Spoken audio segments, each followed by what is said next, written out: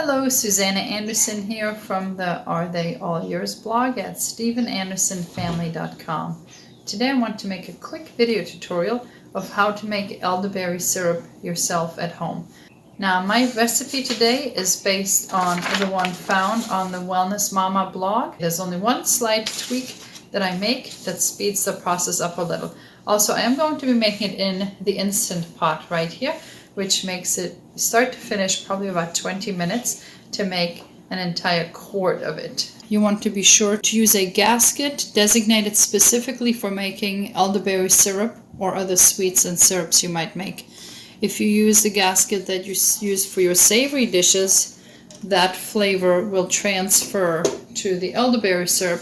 And the last thing you want is for it to taste like onions or meat or some other savory dish. For this recipe, you will need 3½ cups of water, a 2/3 cup of dried elderberries. I bought these at Natural Grocers, but you can also find them online at places like Amazon or Azure Standard. 2 tablespoons of ginger. I like to use this minced ginger that's ready to use right out of this glass jar.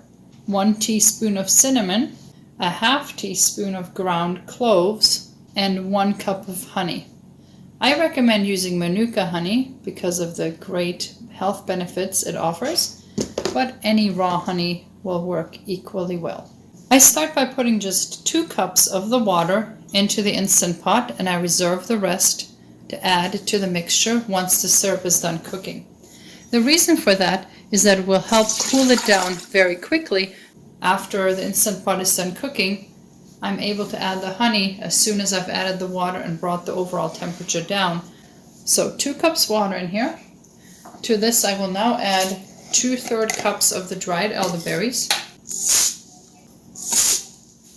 2 tablespoons of ginger, 1 teaspoon cinnamon, and a 1/2 teaspoon cloves.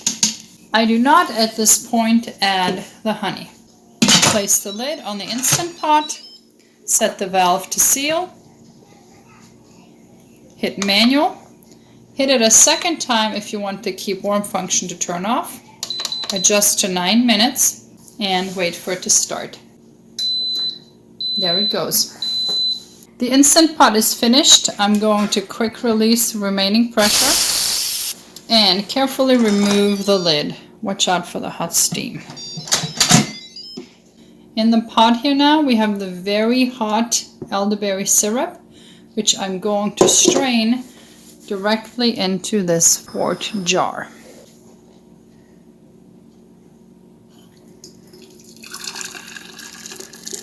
As I strain, I like to use the back of a spoon to press on the elderberries and make sure that every last bit of the syrup comes out of them.